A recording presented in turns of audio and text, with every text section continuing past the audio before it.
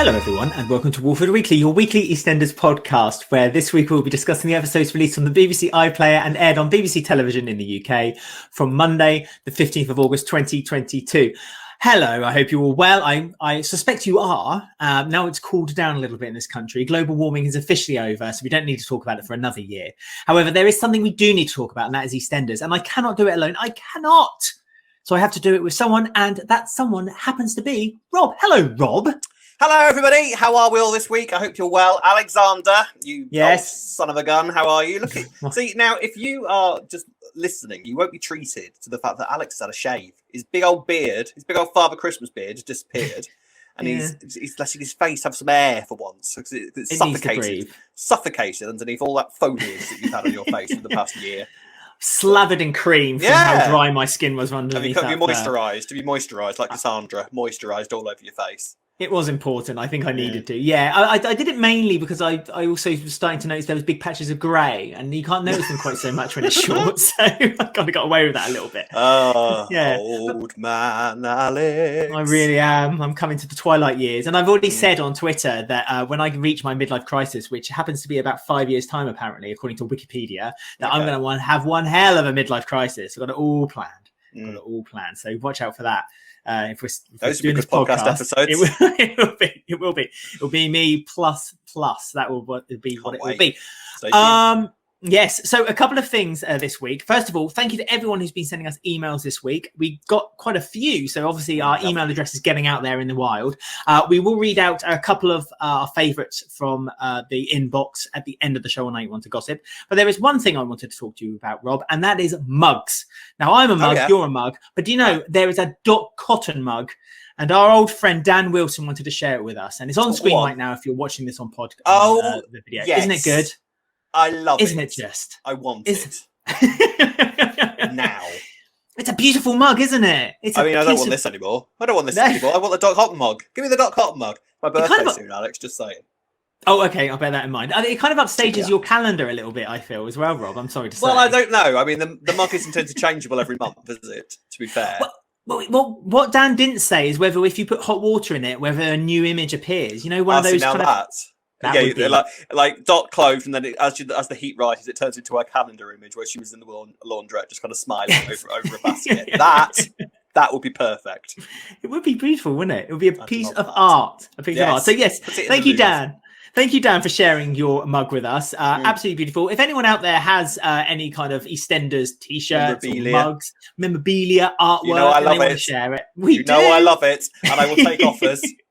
Send me a thing. It's like 200 quid. I'll be on there. That's what Apple pays for. There you go. So if you want to earn a little bit of extra cash and also be a little bit famous on our teeny tiny little podcast, then please do send them to us, alexwalfordweekly@gmail.com or robwalfordweekly@gmail.com. All the details at the end of the show.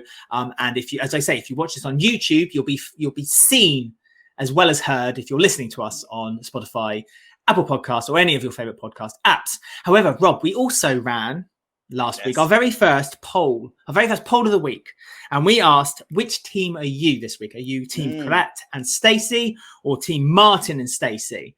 And I must say I was a little bit surprised by the results. What was the results? Well, the results were, Rob. It's tense, isn't it? Tense. I should have a little drum roll. Chris Tarrant too. I could build up the tension on that show, no problem. Yeah, Jerry Clarkson, step aside. It's like do or nil do. I'm about to open the box to find out what you've won. Bring that show. Isn't it back, good? Please. We should get the bankers. Bring back Deal or No Deal. We'll host it. Be like the Dick and Dom of Deal or No Deal. That's us. Anyway, which one's Dick? Thank you. So the winners of the poll at 62% was Martin and Stacey. Everyone liked the old school relationship. That's interesting. Yeah, a high percentage as well. Thank you to everyone who voted on our Twitter at Walford Weekly and getting involved. I mean, I'm surprised by that result. The thing is, though, you forget Stacey and Martin were a very, very popular couple, and when you have them on screen like you did last week, you sort of remember. I'd forgotten how good they were together until they started doing some, scenes together on screen, and then you kind of like, oh yeah, you're really good. I like Kheerat. I like Stuart. Don't get me wrong, I'm a big fan of Stuart. But if Stacey and Martin starting again, if they're starting, wasted. Up there for thinking, down there for dancing, eh, Rob? We've got a few comments as well on this tweet. That's why they call it Strictly Cum Dancing. Carry on, yep. Matt Cherry, right, we're keeping it clean this week. Matt Cherry said, I'm fine with Stacey and Kheerat's relationship. The problem is that she was already in a great relationship with someone she has terrific chemistry with, and that's Martin. I've always thought it was silly and unnecessary that they were split up to begin with, and it was handled so poorly.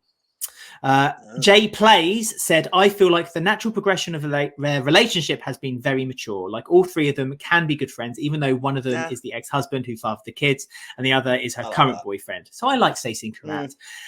And Sarah on Twitter said, I've always thought Martin was a little bit boring for Stacey. Whenever they're together, it feels like he's dragging her down. In my opinion, him and Sonia would work out better. I mean, what does that say about Sonia if he thinks Martin's boring? To be fair though, Stacey, she's not the woman who she once was, where she used to just be having crazy madness every single week. There was a time when Stacey was just doing washing up for about a year. Do you remember? Like she used to walk around with her marigolds. That was very Martin, you know. So maybe now she's with Kheerat, we might start to see some of the old spark in Stacey back again.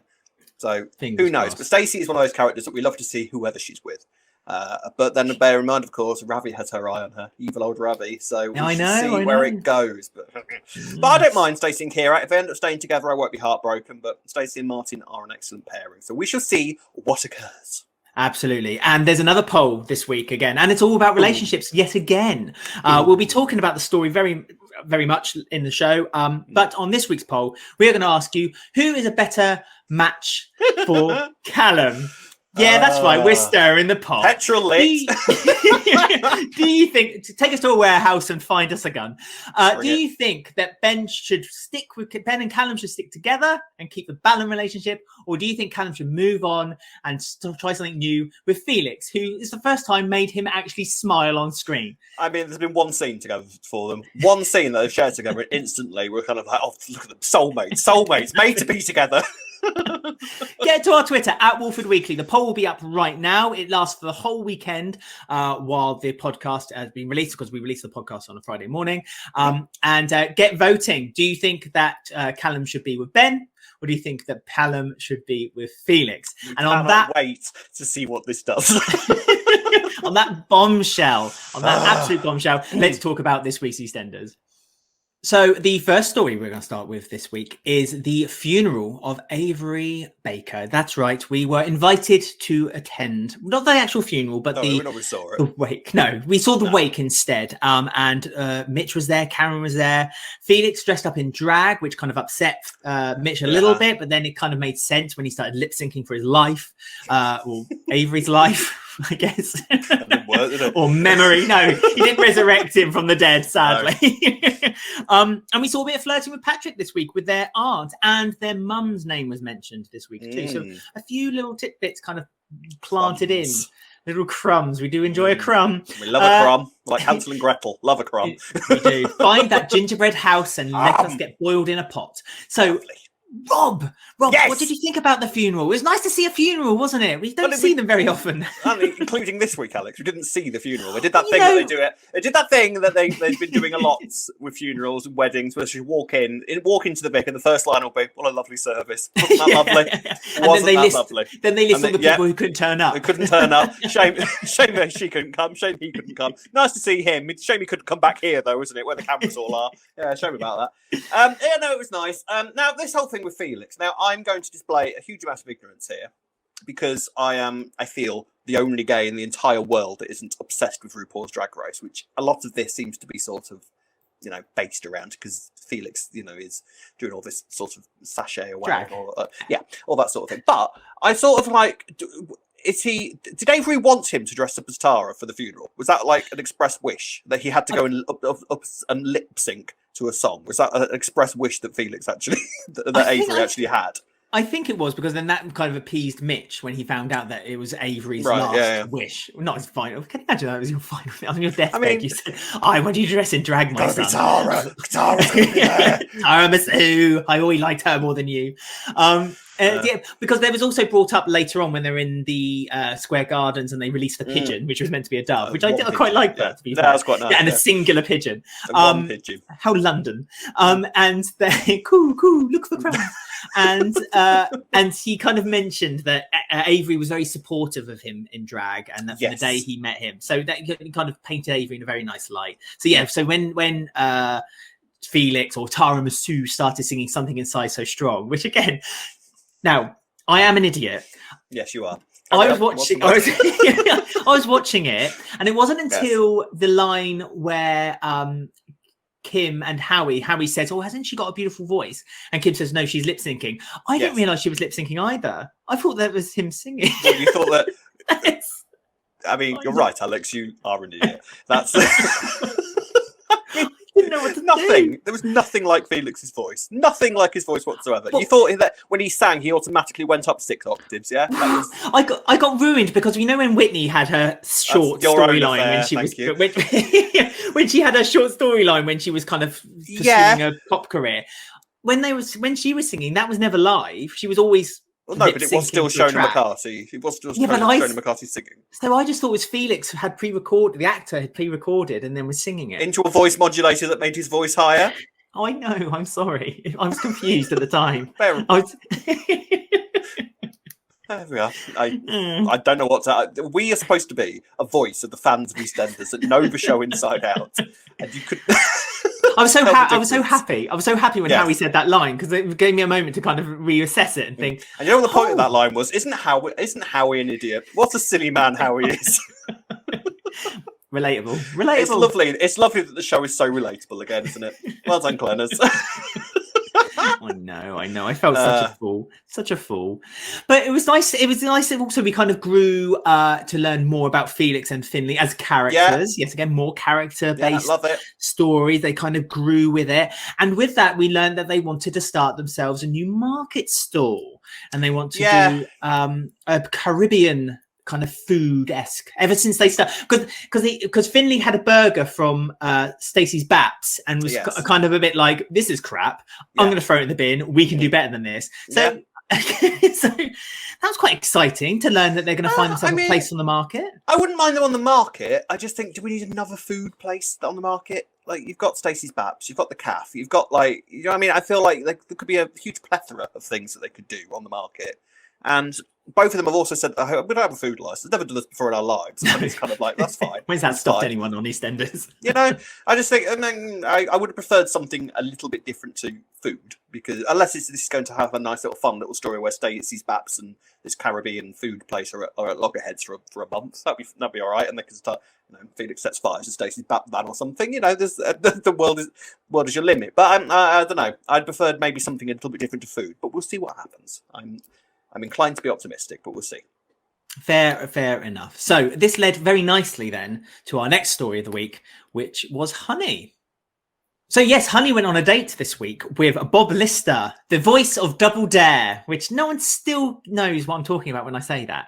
Every time I hear his voice, all I hear is the guy who does the announcements on Double Dare from Going Live in the early 90s. Oh, God, that show. That's a throwback, isn't it? That's Double Dare was one of the best game shows ever made. Fight me. Fair enough. You can win this one. I don't mind.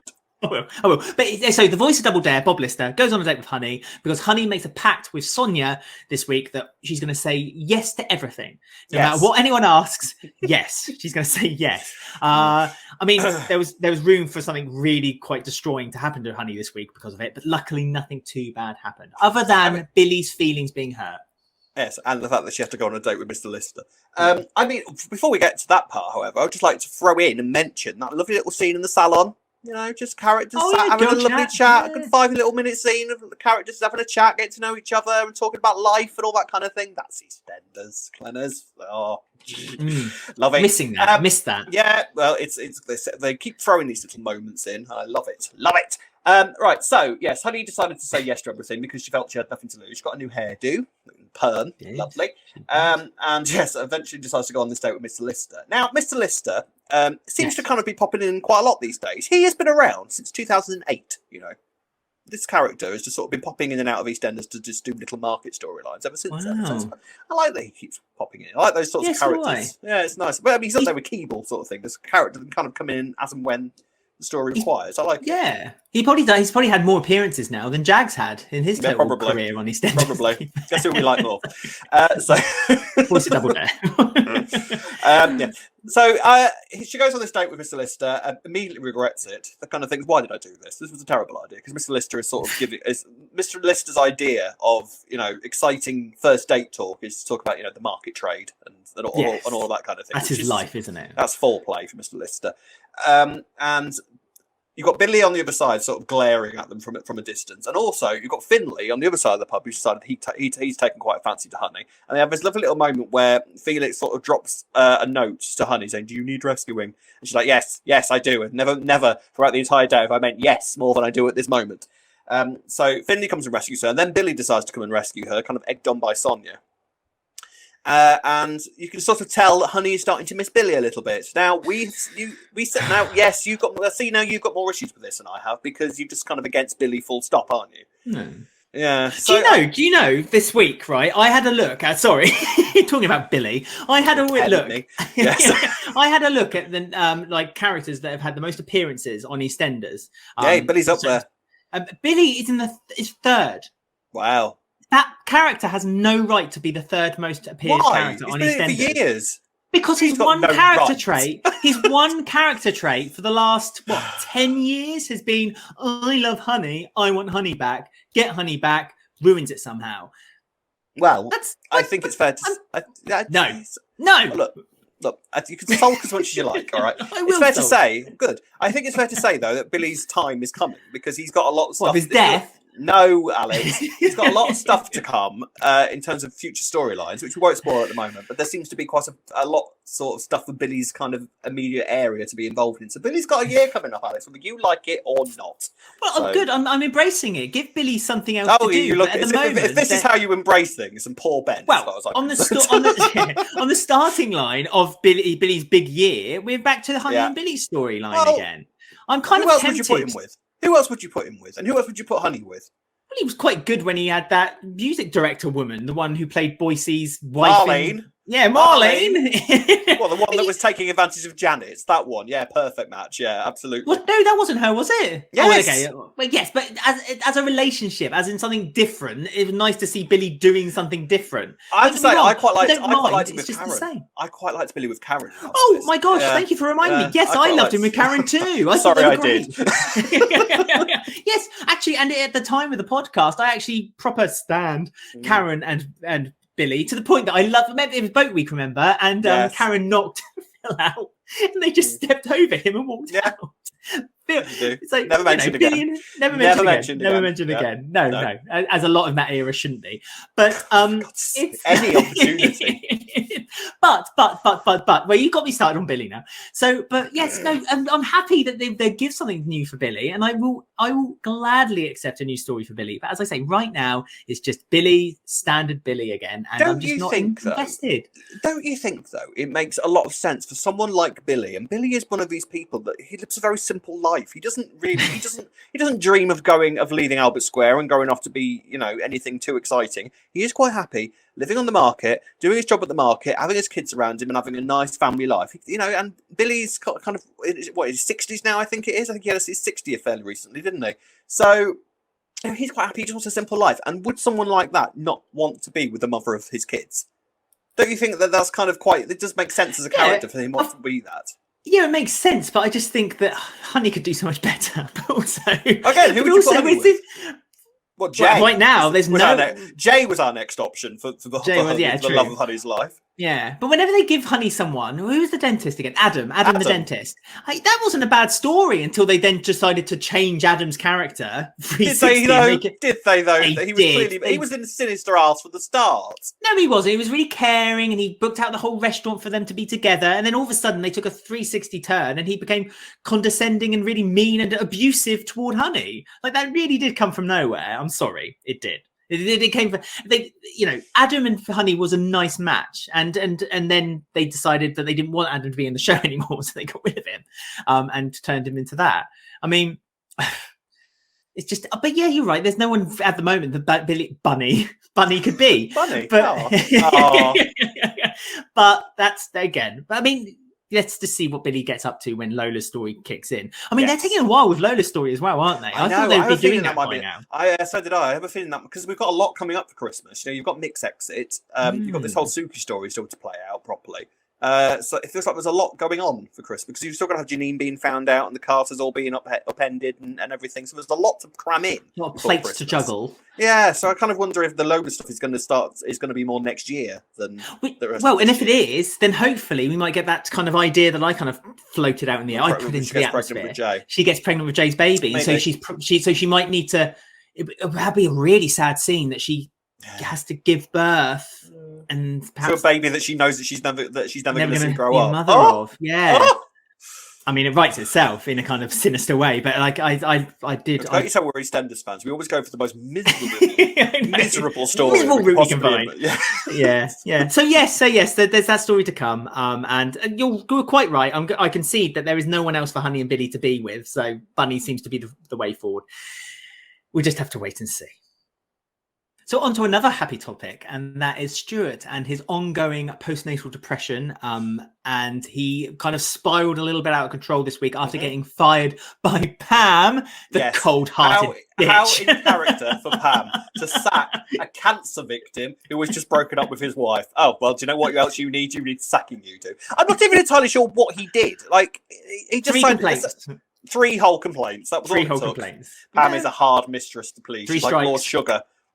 Honestly, just imagine her in her house down south. Where she goes South End, didn't she? Cocos went to. She did. So you can imagine her in her big gold leather armchair going, Jay, he's fired. Yeah, totally get it. Christine does her nails by the side. That's right. All right, Birdie, calm down, Birdie. Calm down, Birdie. I know Birdie's gone mad this week, hasn't she? With power. The power. Drunk with power. Drunk so she sacked Stuart. Bless him. I bet she's a Tory. Can I just say before we continue on for very much longer, would you like to just hold up for the viewers the drink that you're currently consuming, Alex? Oh yes, I'm having an oat mocha. I discovered this vegan drink, which is delicious. He makes that sound like a really sort of nice drink to have. However, it is absolutely loaded with caffeine, and I can tell you, dear listeners and viewers, that Alex is currently off his tits on caffeine. So from here on in, we don't know where we're going to go. It's really nice, and it's on offer in Morrison's. Nice. So I suggest everyone go to Morrison's right now and give them a bit of a boost. Buzz. And get a buzz out of it. Absolutely. You'll be like Ben Mitchell before you know it. Just like I'll be in the bin bags at the end of the show. Yep. So here we go. Right. So he goes to the doctors on Karen's advice because Stuart, Karen, and not Aunt Babe. Why do I have Aunt Babe in the back today? Vi. Yes, Vi. Vi was very good this week. Quiet, delicate, talked at a normal volume. I enjoyed it. Good. And she was concerned. That's the vibe we thought. What's going to happen with Vi? I don't know. Because there's no one left on the square for her. I mean, there's Callum still. There's Callum still. I don't know. Honestly, I can't imagine Vi staying around. I hope she does because I'm her only fan, I think.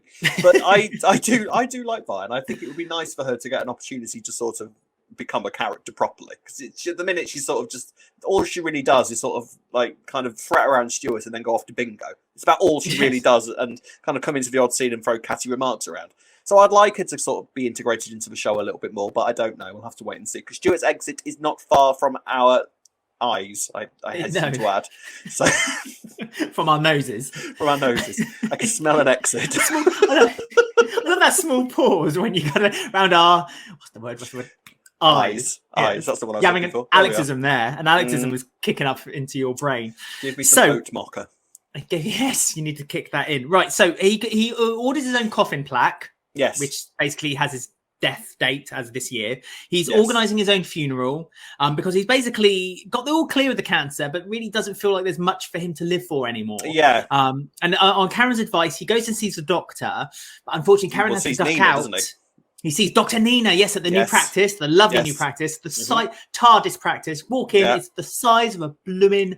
I told you that's what was going to happen with this place. It's very convenient now just to have a GP just on the doorstep of all the characters, isn't it? They don't need to leave the square. That's what this is slowly turning into. And we'll have a supermarket soon, and a hospital, and a police station, and everything. And we've already got a police station. The square. Well, yeah, but it's outside. It is, but it's not in the actual square, is it? They'll move it just so the characters don't need to leave the immediate area. There'll be a bowling alley, a cinema. There'll be everything. All the amenities you never need. But when he was at the doctor's with Dr. Nina, that's really rings a bell about Dr. Nina. She, Karen, who goes with him, kind of ducks out to go to Bernie's 22nd birthday party, and it kind of left Stuart looking a bit isolated. So he's been given a prescription, but do you think he's going to take the advice and take the pills, or do you think that was a little bit preemptive, because it's not kind of curing the problem, it's just kind of settling a little bit of cure for the immediate problem? Do you not think that therapy might have been, as an MD myself, therapy might have been a different direction and route that perhaps they should have taken with him? Or do you think because of time constraints, because we know he's out the window? I mean, no, to be fair, Nina did recommend CBT to him, didn't she? Because that is cognitive behaviour therapy. Yes, Alex, well done. So she did recommend that. Clever little sausage. And she did recommend that to him. So the thing is, I think Stuart is still sort of the thing of like, he's not really accepting that he might have postnatal depression, and even if he does, he doesn't really care, because everything has just sort of fallen around him. He's lost Rainey, he's lost the kid. So all in all, it's not going well. So where he goes from here, I do not know, but he's not in a great mind. He went for a stage at one point this week of just sort of trashing the flat because he didn't need anything. And I was horrified. He was about to smash the kettle, and she smashed the kettle. Oh God, yes. How's she going to get her tea in the morning, eh? Exactly. Poor Vi. So I mean, where is it? I mean, obviously, like I say, Stuart's exit is quite soon. It's going to be. So how do you see Stuart leaving? I mean, for me, the only way he could go is if they did a kind of a Tiff and Keegan style story again. So Rainey comes back and gets him. Bring Rainey back. Because one, I love Rainey, and she needs to be on screen all the time. It's like people should always be asking, "Where's Rainey?" And the answer should then cut to her on an island somewhere, sunbathing or doing the shopping in Tesco. Every time it should be there. And secondly, I think that's the only way that would kind of appease Stuart and kind of let him go on a good terms. Because what has he got to go to? If he decides to say, "All right, do you know what? I'm leaving the square. Where does he go? Like it's not like he's got, apart from Rainey, it's not like he's got anywhere like that he could go. He's not going to go and see Jono, is he? Because those two don't have the greatest relationships. He's not going to go. He's also got his daughter, which the name escapes me for the moment. I can't remember her name, but he's got a daughter. Oh, forgot about her. Yes, yeah, so we were championing her to come in as well. Yeah, so she's kind of still kicking around somewhere. So maybe he could go and find her and start trying to build up his life again, but. Yeah, I don't know. It's going to be sad. Let us know in the comment section how you think Stuart will leave, and if you know any spoilers, don't cheat because we'll know. And we'll see how many of you are right when Stuart eventually leaves, which I do believe will be in the next couple of weeks. So we shall find out. So, do you know what the show sorely missed these past few weeks, Rob? And that is Ben? A good old-fashioned. Well, Ben in a good old-fashioned shenanigan warehouse situation with someone tied up in a car boot. I've been craving it. That's anything, isn't it? That's everything in this world. A shenanigan in a boot with the Mitchells. Why not? Why not just throw that in? This is kind of a Kate Oates moment, I feel like. But they were able to kind of wrap up the storyline. Or is it wrapped up? Or did they? Did they? That's the thing. So the long story short is that Lewis got put into the boot by Sam and Zach. Zach was the heavy for the situation. All off screen. All off screen. Didn't see any of that. Zach rang Sam. So I found him, by the way. I found him. Sam's like, "Well, I'm on my way." And then the next thing we see is Lewis in the back of a boot. I have no idea how we got there, but we just know that he's in there. You just reminded me of something I saw on Twitter, and it actually made me cackle. And that is, someone said that imagine if Zach found Lewis by basically going on all the gay apps and basically playing with him and then hooking up on a date with them. And I thought that seems quite a reasonable way of doing it, actually. I mean, I'd take the bait if it was Zach, to be perfectly honest. If you want to tie me up, that's absolutely fine. What, in this boot? Fine, not a problem. Zach's pictures could literally be him topless, kind of standing next to a tree, looking a bit forlorn, stood next to Sharon. I mean, if someone had Sharon on their profile, I'd be there. In a shot. Quick meeting in Costa, and off we go to your house. In Costa, wouldn't bother. Would not bother. Straight to the house. Yep, go see Sharon. That's all I'd be there for, just to speak to Sharon. But yeah, so it's taken Zach quite a while to get to this point. I believe about 2-3 weeks. It was 2 weeks because we got this plan kind of formed between Sam and Zach at the start of the week before last. And then Zach's apparently spent the whole of the past 2 weeks just looking for Lewis. We're not entirely sure where he found him either. We don't know any of this, but either way, he's found Lewis. Zach rings Sam, says, "I found him." Sam goes in the car, goes to find him, and then arrives back on the square with Lewis in the boot. Now, what I have to say is I absolutely loved, and this is the small smidgen of Phil that is one of my favourite ways for Phil to be. I love Phil when he's in this mode. When it was just that little moment between him and Sam where kind of Phil goes out, opens the boot, expecting just to find the gun in there, and finds Lewis in there, and then kind of looks up at the postman approaching him, slams the door shut, and then kind of glides back into the car, going, "Who's that? Who's in the boat?" I love Phil in that mode. He's hilarious. And then Sam basically goes, "Well, that's how I'm making myself up. That's how I'm making it up to you. What's wrong with a box of chocolates?" Says Phil. I love that. That's a really nice moment. It's a Mitchell thing, isn't it? You can't. A box of chocolates and a bunch of flowers doesn't work. Does not cut it with a Mitchell. Ain't gonna cut it. No. Kidnapping the man who raped your son is the way that you cut it, and that's the way you do it. Yep. And you drive them to an abandoned warehouse because there just seems to be a number of them around London right now. No, I disagree completely because that is definitely 100% the same warehouse that Keanu was kidnapped. Oh, Keanu's warehouse. 100%, because they had all those boxes there, if you remember. Because remember when when Martin was taking the video, but there was all these boxes and crates when and they stuff shot behind him. Yes, there's all these boxes and crates and things, and they were all there in this warehouse. So I can tell you now, it's just exactly the same warehouse. Is that the same warehouse that Callum fell off a 2-foot thing and then fell into a skip? Yeah. Oh, right. So they're reusing budgets, you see. They're reusing the same warehouse. They got a year-long deal. Kate Oates was like, "I'll sign that because they've got lots of shenanigans coming my way." Didn't we just use that? This will get used more than the exterior set of the square. Trust me. I know. Spend millions on the new exterior set of the square. Yeah. Spend £1,000 getting a rental on the Shenanigan warehouse. Yep. Paid its way. That'd be quite nice. I think we might call it Shenanigan Warehouse from here on in. We'll see it again. We'll see it again. We've got Secret Cafe and we've got Shenanigan Warehouse. I love it. So there we are. Sounds like Iceland, doesn't it? The warehouse. There we go. So anyway, we get to the warehouse. And there's this whole madness thing with kind of Sam opening the boot, holding a gun up at Lewis, and then she puts the gun on the boot, and then Phil pulls her away. Lewis escapes basically because Sam was halfway through untying him. Lewis takes the gun and runs into the warehouse because where else would you go? Where else would you go? And then Phil and Sam basically go into the warehouse, essentially find Lewis. Lewis is all kind of like, "Oh, I'm going to shoot you," and kind of takes Sam and Phil hostage. I think while he plans to call the police, Phil takes over, basically manages to tackle Lewis to the floor. Rugby tackles him to the floor with stunt doubles, by the way. The pictures were released, so they needed stunt doubles for that. I would have stunt doubles. I feel like I would have been all right doing that if I was an actor. I don't know. I mean, I don't know what the insurance thing is and what you're allowed to do as an actor these days. I'm not trying to criticise that, but I feel like stunt doubles get called in for everything, don't they, these days? Steve McFadden. If the character's stepping off a curb, you get a stunt man in. Steve McFadden is a very highly paid actor, and I think if he was to break a fingernail, then they would get in a lot of trouble. Alex. So I feel as though that the stunt doubles, and I love the stunt doubles. I really did think that Phil Mitchell's stunt double looked like a thumb, so I quite enjoyed that. Alex, it was very being horrible. Good. I'm not being horrible. I mean, we're saying that Phil Mitchell, seeing that Steve McFadden looks like a thumb. You don't think that's? No, I'm saying his stunt double looks like a thumb. Steve Mitchell. Steve Mitchell might as well be his name now. You're not drinking that caffeine drink ever again. No, not allowed anymore. Anyway, moving on. We have so Ben turns up just as Phil's kind of really going mad and starting beats Lewis up and starts punching him, goes crazy, and then holds the gun to his head.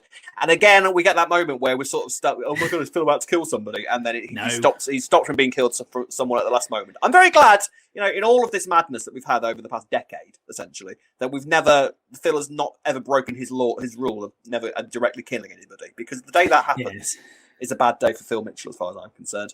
So Ben arrives, takes the gun, and kind of sends Phil and Sam out. Now, I have to say, this is when this story actually and the scenes really picked up and kind of went back to where I wanted them to be, because there was some really nice stuff between Phil and Sam outside when they were talking. Now, I have to say, this whole thing with episodes, I would have been quite happy for the whole episode to kind of just flip between Ben and Lewis and then Sam and Phil outside. Because to me, less is more with these sorts of episodes. There was nothing that I don't think could have been left out from other episodes that couldn't have been fitted in elsewhere, where we could have just focused on these two relationships and these four characters, because the Phil and Sam relationship is always good for examining, because we haven't really seen that much of Phil and Sam talking together as sort of brother and sister, so that would have been nice. And the Ben and Lewis stuff, I have to say, I thought was really good. I really liked the build up to Ben sort of well, so you can pull that face, but I thought that the stuff leading up to Lewis admitting that he raped Ben and the way that Ben actually kind of pulled that out with him, I thought that was really good. I know the whole madness is the fact that Ben had a gun to his head. I know that, but it's Ben Mitchell. You know what I mean? As if it was going to go either way. Go on. Do you not think that you would basically admit to stealing a biscuit from Morrison's if someone stood next to you with a gun to your head, just because you basically your life? I would, Alex, but then I'm not a rapist. You know? Yeah, but it's okay. Regardless of the crime not regardless of the crime what he did was wrong, and it was nice that we got that admission from him. But it just felt like that. Could they not got that admission in a more pure way rather than Ben Mitchell holding a gun up to his head and just not holding him at gunpoint? Because that's technically in the Geneva Convention torture. So you're getting a confession out of distress. So that's not technically. Do you not think? Because if Ben's gone to the police now and he said, right, I'm going to the police and I'm going to tell the police what happened to me in a scene where he kind of confesses it in front of Callum, and then the police follow it up, the police would be like, okay, because they're so difficult to convict rape charges. Yes, as we discovered this week, because there was a nice scene between Phil and Keeble, which I quite liked as well. That was, yes.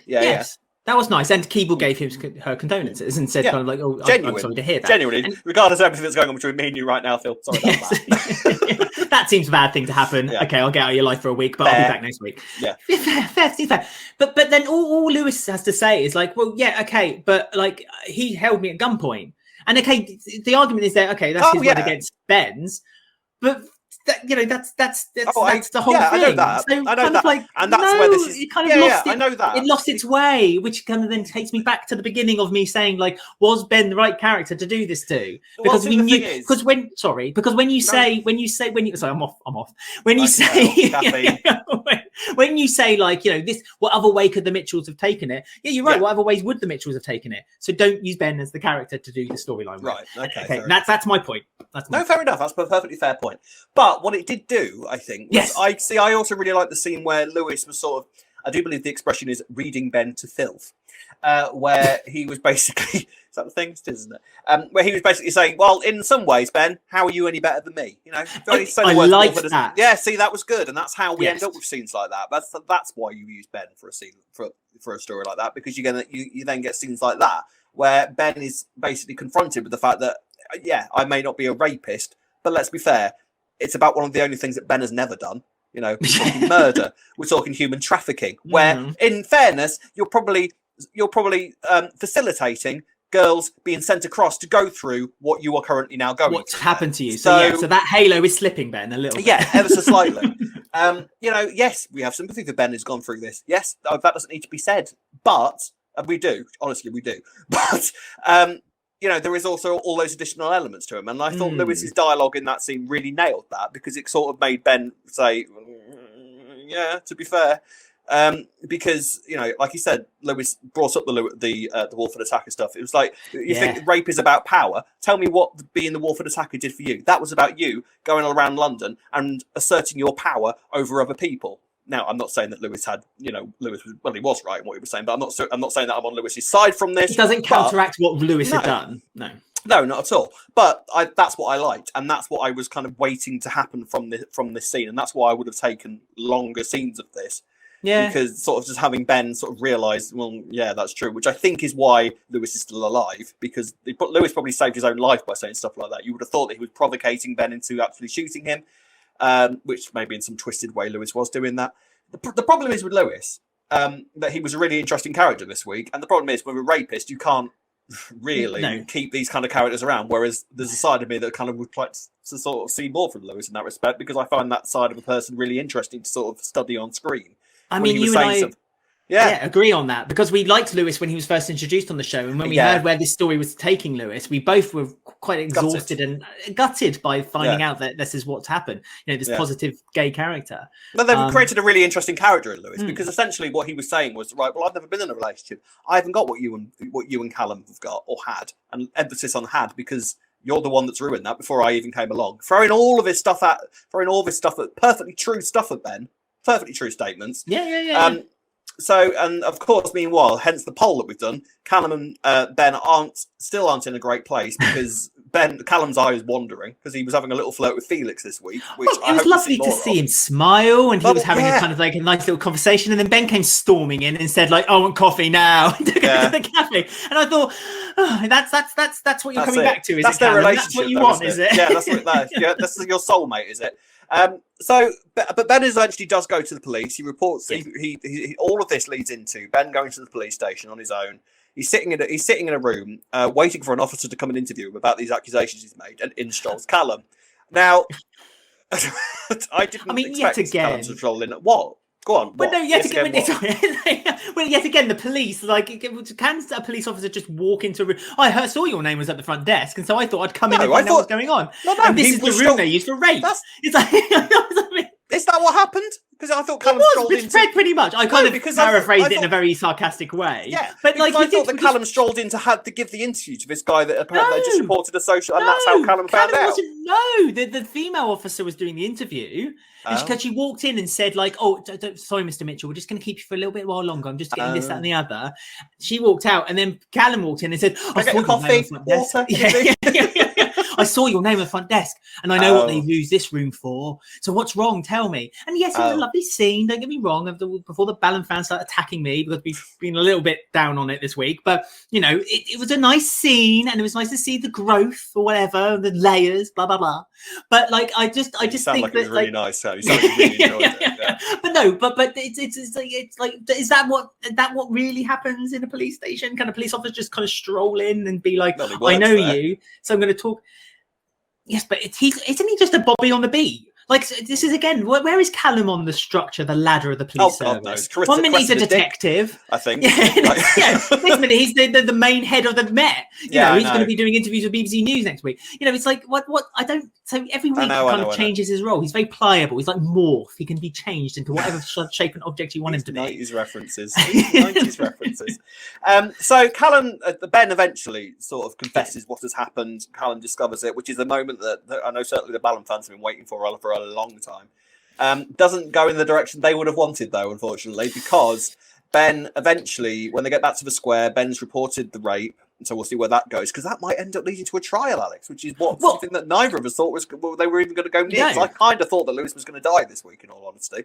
Well, I would like them to have a trial, and I would like them to kind of see. This is it. What do they convict Lewis now? Is it make more sense to convict Lewis at the end, or have someone kind of like a bit like what was that drama with David Tennant on ITV when they found out at the very last episode, and they literally paid for the guy because he didn't get convicted. They paid for the guy to he played a detective in that little Cornish village, Broadchurch. The guy they found out who done it, they kind of he got let off for doing it, even though he confessed. They found a way of getting let off for doing it. Yeah. And so what they did was all the townspeople kind of put their money together and paid for him to leave the town and kind of like become someone else's problem. Do you think that's a direction they could take with this? So, like, Lewis doesn't get convicted? That's a very specific direction to take, but, you know, you never know. And the thing is, they've done the, like, rapist gets away with it because conviction is difficult story before with Linda and Dean.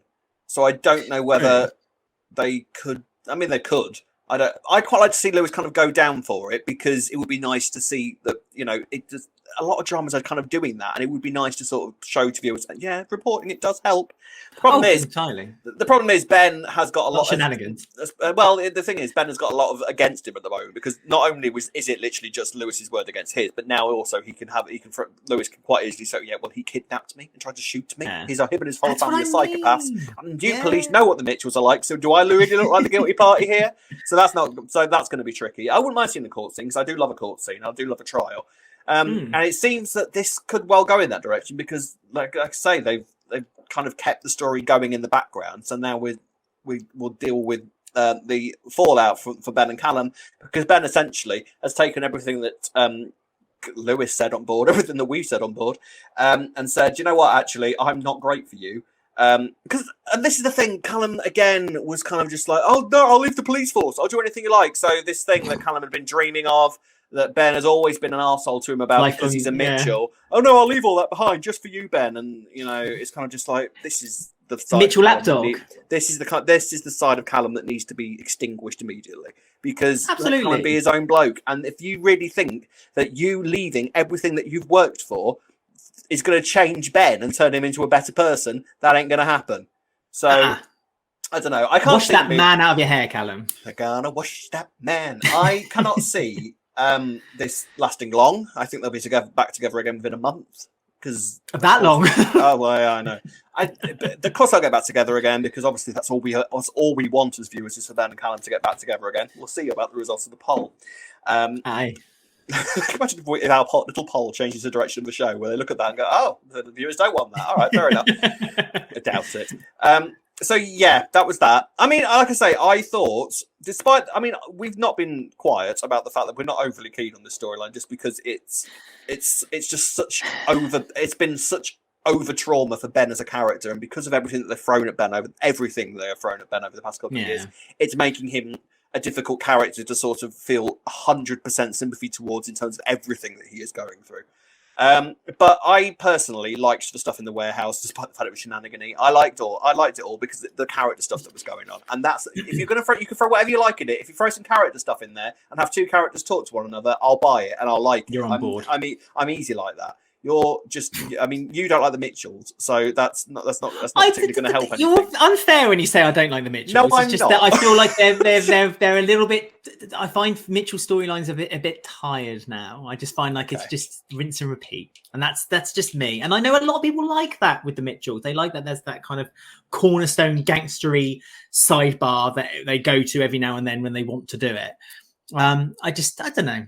I just feel like it's kind of run its course, or has run its course a little while back. But like you, I think we'll be waiting a little while for the banging for Balin once again. But it's obvious they're going to get back together again. But I wonder if that's going to maybe be the downfall for Balin one last time, that they finally kind of end Balin with. Can you imagine if them together? One of his first things was like, well, they're breaking up for a start. Yeah, but Balin in his first few months. But I just think that it'll be such a big story and brave, and also so almost dramatic if they put them back together again just for one of them to leave somehow. And I don't think they would ever do it with Ben, but I think they could do it with Callum. Well, I think that Callum needs to be rebuilt up a little bit as a human being, essentially. And if that means sticking him with Felix for a little while and kind of showing him what a fun relationship is supposed to be, then positive gay. Yeah, I'd be all up for that. And just to give Callum that little bit of another option. If he then decides to go back to Ben from that, then that's his own problem. And you can that's his own fault. That's his own fault. Because obviously they're soulmates and love each other through endless things. But of course, yeah. We'll see. But like I say, I thought there was some good performances this week, some good scripting with the character stuff. So we'll see where it goes next week. Do let us know in the comment section below what your thoughts are on the whole thing. We have been down on the rape storyline, we know that, but there have been good elements to it. So whatever you liked about it, or whatever you disliked about it, stick it in the comment section and we shall read them with our little eyes. Yes, it's time for the tiny, teeny, weeny little stories They're so small. Before we go to I Am Want to Gossip, where we'll be reading out your comments and your emails. And the first one then we're going to talk about is Suki's story, where she's kind of being further pulled away, isolated from her family by Ravi after the killing by Ravi of Ranveer. But obviously Suki still believes it was all her fault. Nina's been asking after her husband, and Suki Not kind of too panicked. much. No. Is it that bothered? Have you seen him? To be fair to Nina, she did seem to think that he does this quite often. So presumably he's kind of just goes off without saying goodbye and disappears for 2 weeks. I mean, I would like them to start building Nina up a little bit more at the minute, because at the moment, I have to be honest, I'm kind of I don't dislike her, but I'm sort of struggling to see what Nina is for at the moment. I mean, obviously she was married to Ranveer, so I guess I get that there's that sort of little bomb waiting to be exploded when she finds out, but. I'm and I know she works at the GPs, but other than that, she's sort of just a bit of a floating character at the moment, which you haven't really got to know all that well yet. So, and apparently she's a regular. She's smack bang in the middle of the credits with all the other characters. So I want to know more about Nina. I don't mind having a GP on the square. It's been lacking. They've not really had a doctor on the Dr. square. Leg. Or Anthony Truman. Yes. But it's just like you, I'd like her to kind of have something to do. I suppose when the story kind of develops a little further, there will be more, because she's going to be, I would imagine she's going to be pretty angry when she finds out about this news. Angry. Pretty upset, I feel like.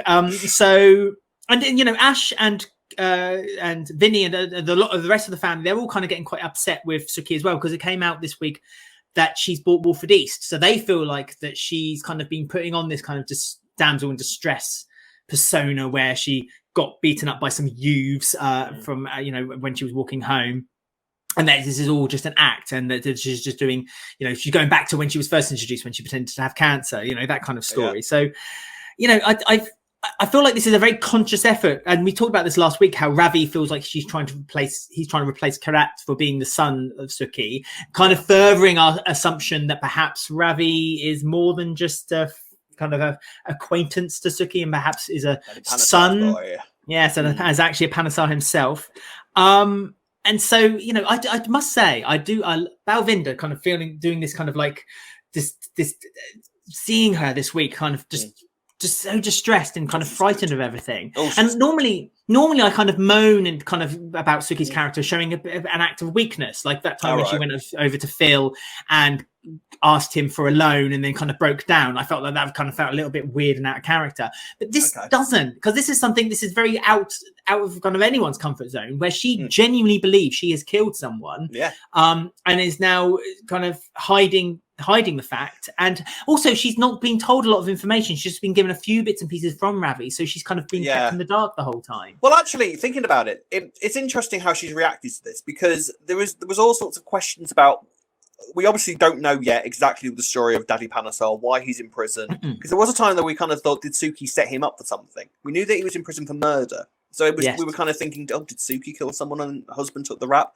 The way that she's reacted to this would suggest that this is not something that she's done before, or something that she thinks she's done before. So it makes that kind of story more interesting, and sort of thinking, well, what kind of person is Daddy Panesar? Why is he in prison? Who has he murdered? This is, like I say, so much more to come. I can't wait for it. Yes. Yes, obviously this week, Ravi and Suki sort of revealed to the rest of the Panesars that they bought the restaurant. None of them were particularly impressed, and kind of just thought, well, you do you. Clearly, you've not done this for anything other than yourself, so, whatever. See you later. And by the way, we're not that bothered about the mugging anymore. See you later. And Suki is kind of trying to go about life normally. Ravi's sort of constantly trying to pull strings. You need to go back to the shop. Suki's clearly not ready for that yet. So where Suki goes from here, I guess we'll just have to wait and see. It wasn't a huge story this week, to be honest, but just sort of it was sort of just ticking along in the background just to remind us that it was there. And I was pleased it was still there. Yeah, because that's not something that should be just brushed under the carpet. No. This is clearly going to be a big story. This is clearly going to be a kind of a headliner soon. Yeah. Once I presume once the kind of Ben story kind of simmers down a little bit. So I like again, this is another thing I kind of like in current couple of weeks. They're kind of just keeping it there, like kind of the Kim and Howie story. I know they're not really a headline story, but they're always kept there, so they're always kind of being reminded that there's going to be a story with them soon, and that's kind of started to sprout a little bit now with the story between them two. But yes, very excited about the Panesars family and seeing more about them. Another story, which I suppose you could argue is going to be another big story as well by the end of the year, that predicts Christmas time, is obviously Linda and Janine running the pub. We saw a couple of scenes. You said last week that you missed seeing scenes with Janine. Well, I did. I was kind of gutted because Linda and Janine obviously were looking after the Vic while Mick was away. And it kind of seemed like, we're going to get like a week or so at least of Linda and Janine just sort of being at each other's throats. That'll be nice to watch. That'll be fun. We didn't get any of it. So apparently they've managed to struggle along perfectly well as adults, and just sort of kind of got on with it. But Mick returns this week, and Linda has organised a sort of karaoke night, because we know how good Linda is on the karaoke. And this karaoke night starts, and she starts singing. Is predictably awful at it and starts getting a bit of Mr. Lister sat in the crowd going boo, boo.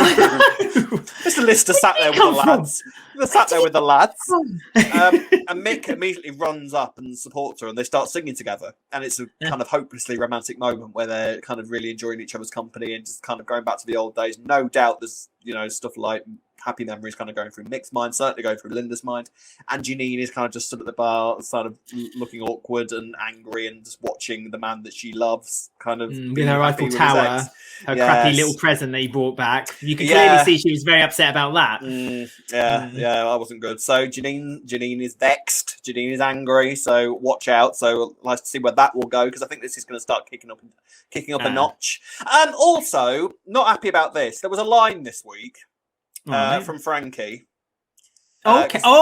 Yes. Because Mick randomly out of the blue turned around to her and went, "Oh, have you heard anything about that teaching job that you applied for?" Frankie went, "No, not yet." So what's going on there? Is Frankie off? Is Frankie leaving?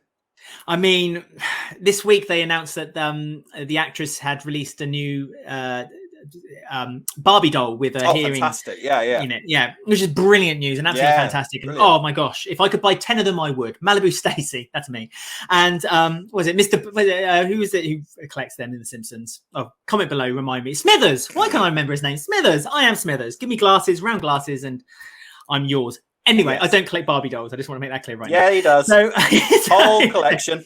It's Cindy. That's me. I'm a Cindy kind of guy. You are Cindy and Paul.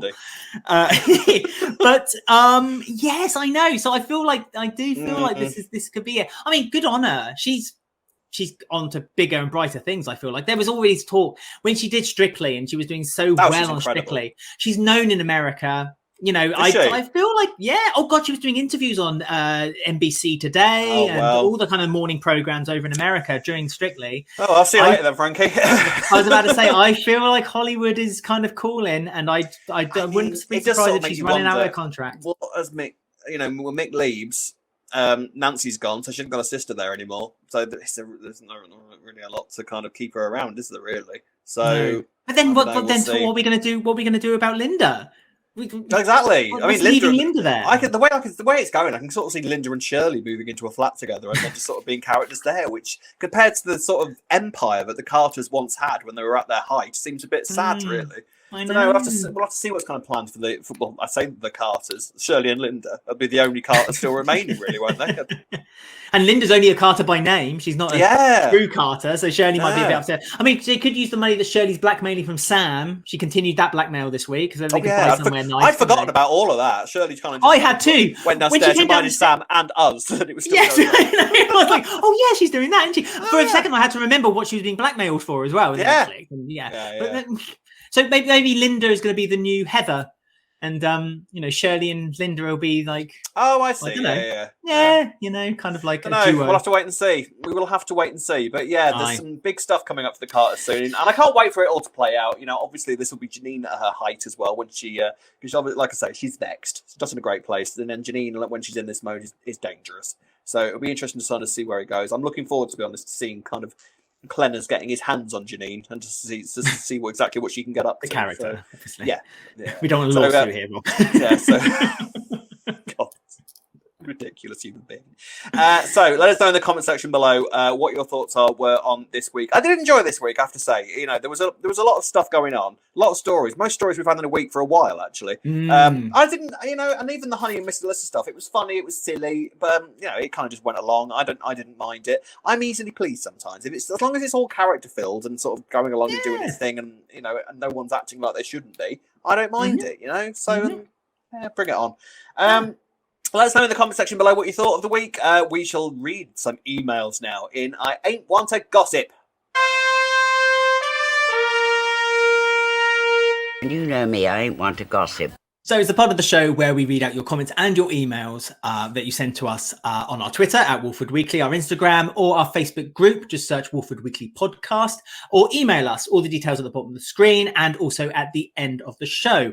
So the first email is from Alan, and it says, "Hi, Alex and Rob. I started listening to the podcast last year and have enjoyed it so much more since Rob joined. Please do not call Rob. Anyway, I'm writing to express how I think poorly Stuart... The week award goes to... how poorly Stuart's character is being treated lately, and I say this as someone who has loved the Clenshaw era, aka Clenners, thus far. It feels like before Clenshaw joined, Stuart was one to watch throughout the year, being given a cancer and PND storyline, two groundbreaking storylines for men, and then Clenshaw comes along, acts Stuart, and since has cut his stories entirely, or at least put them on the back burner. And with Stuart's exit looming very soon, I feel Stuart has been done dirty.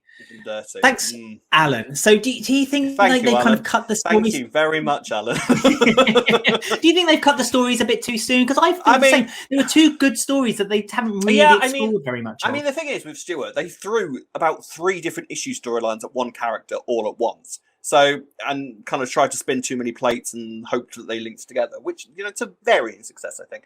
I have to say, when Stuart's axing was announced, I think that was one of the shockers. I was really surprised that Stuart was axed because, great actor, fascinating character that you could take in a numerous number of directions. So it's sort of like, I'm surprised you don't want that. It's kind of, I think the thing is, with Rainey leaving and everything, you sort of kind of like, this is a storyline that they're very quickly trying to sort of do and done. And so it's done and dusted so that we can move on. And that does happen with some characters. It sort of happened with Peter as well. It's kind of like, right, yeah, done, goodbye. So, and the result of that is sometimes it can feel a little bit rushed. And when you've got as many storylines going on as Stuart did, when you're trying to do that, it can sort of be a bit jarring. And obviously, Stuart is kind of leaving quite fairly soon. It all depends on how he leaves, doesn't it? I don't know how he leaves. I think you've got a couple of clues because of spoilers and stuff, but I don't want you to tell me. So we'll have to just wait and see how he leaves. I do think it's a shame that Stuart is leaving because I do think he's a great character. I found him really interesting. Whether he would work as well without Rainey, we'll never know, I suppose, because the Stuart we've got at the moment is sort of, like I say, him just ending his story and then he'll be off. So, I don't know. We'll see how the story ends and how he goes. And maybe he'll be able to return one day. We don't know. Hopefully with Rainey in tow. Who knows? One day, maybe. Like you, it feels a shame that they axed Stuart. Stuart has always been one of my favourite characters. The scenes with Rainey was always good. But obviously, Chris couldn't see a direction for them any further. So he kind of decided not to inherit this story and go any further with it. Fine, fair enough. And that happens all the times with new EPs. Yeah. It just felt like a bit of a shame because we had so many theories and so many thoughts of what they could do with the direction with maybe the cancer storyline, especially it being linked to postnatal depression. Both rare for men. It was strange. Both rare for men. So postnatal depression and breast cancer, both given to Stuart at the same time.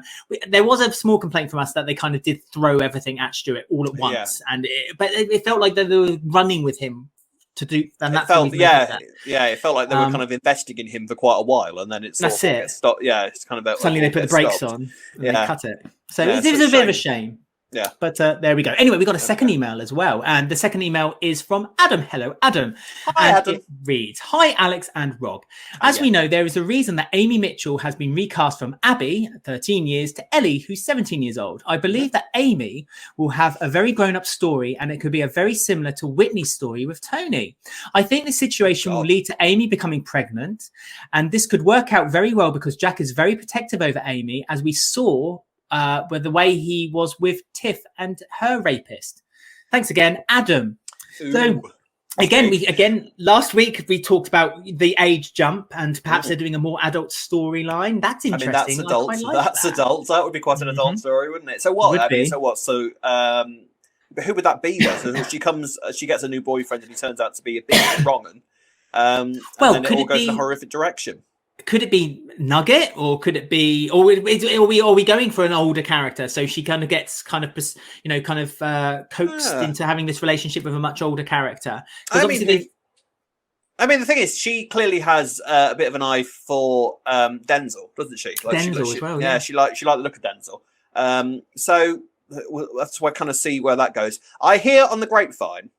Oh yes. That there is a big story coming for the teen characters over the next few weeks. Ooh. So I mean, I don't know what it is, but apparently there's a hefty old thing coming for kind of them as a group. So that's going to be interesting. And I think I suspect that once that starts playing out, we might start to see what direction some of these new-ish young characters. I mean, let's be fair. If you recast a young character, you're essentially making them a new character, aren't you? Because look at Lily. That's a different character to the Lily that was there before. So you're kind of starting again with these new youths. So I think this, whatever's happening for them over the next few weeks, is going to start to be an indicator of where they're going as characters. Why do you think they recast Arthur? Because it feels like that was a real. Yeah, they recast. Is an Arthur the? I thought they just cut his hair. Oh my goodness. Yeah, because there was that scene on the bouncy castle when it was the original actor to start with, and then it was a new actor in the same episode. Oh, shut up. Really? That's no, hilarious. that happened. Yeah. I never even noticed that. But he's quite young, isn't he? And they don't seem to have done anything with him. Like with Tommy, they've recast him and changed him. With Lily, they're now doing it with Amy. Well, why would they do that with Arthur? But then Arthur's quite young though, isn't he? And sometimes with these kids, you will find that, like, if you look at the cast of Ben Mitchell, for example, he's been played by about 12 different actors, especially when he was a baby and kind of grow it. Well, exactly. I haven't yet, but I'm waiting for my turn. It's like national service. It's like jury duty. One day I'm just going to get a letter from the BBC. It's my turn to play Ben Mitchell. Off I go. Ben Mitchell. Yeah. But, you know, young kids, they do get chopped and changed because only people like us, and apparently not even me, notice the actors that play like the under 6. I didn't see lip syncing, so you shouldn't feel so bad. Yeah, that's true. So I think I might just. I don't necessarily think there's a massive Arthur story coming our way. I think it's more. I think it's more going to be. I think it's more just going to be like they've just changed the kid because maybe the parents were like, nope, no more EastEnders for you. Hold it right there. Past the price. We've got, just as we finished recording, we got some information online about Frankie. Yes. So, Rob, take over. Take it away. Well, we were discussing the possibility. What's left for Frankie? What is Frankie going to do? Is she going to take that teaching job? The answer is apparently yes. Rose Ayling-Ellis is set to depart her role as Frankie Lewis in EastEnders later this year after joining the show back in 2020. Rose is the first deaf actor to play a regular deaf character on EastEnders and has been a part of a number of big storylines, including the discovery that she is Mick's daughter after he was abused as a child. Rose will bow out this autumn and has already filmed her final scenes. So that's, she's gone. That's a shame. Great character, great actress, but with Mick leaving and with Nancy already gone, like we said, it's kind of like, what does Frankie do now? So unfortunately, that's the end of Frankie. So there we are. I mean, they did, as they said in the article, they did some great stories with her. That's a huge story. Like her introduction was huge. So it's such a great way of getting introduced onto the show. But I mean, so much happened off the show that it kind of felt inevitable that it would kind of leak into her time on EastEnders. We've got something to thank Ben Mitchell for, because he was the reason that Frankie arrived in the first place. If you think that's right. Well, she was just an extra, wasn't she? She was kind of like she was only there to kind of like do the Ben kind of accepting his death storyline. Yeah, so she's kind of like becoming more accepting. And there you go. And look what happened from a small acorn, a big oak grew, and that big oak loved was Frankie. Frankie was a fantastic character. I'm gutted to be losing her. But let's be honest, Rose is going to go on to great things because she's a triple threat. She's spectacular in Strictly, great actress on screen. So I look forward, frankly, to see what Rose goes on to do. Frankly, sorry to see what she goes on to do. So from us at Walford Weekly, Rose, we wish you the best of luck.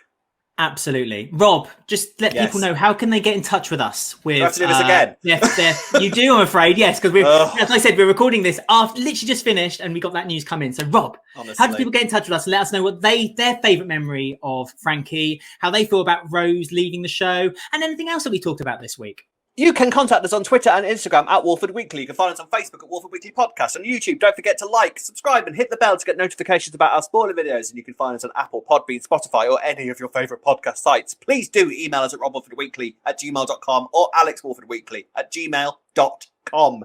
Oh, there we are then. So again, this is the second time we're doing this because literally that news broke just as we'd stopped recording. They know how we do things. They love to make our life difficult. Inkling, didn't they? So we thought we'd throw that in at the end. So there we are then. So please do join us next week where we apparently will have even more to discuss. So until then, it's goodbye from me. And it's goodbye from him. For the second time, goodbye. Goodbye.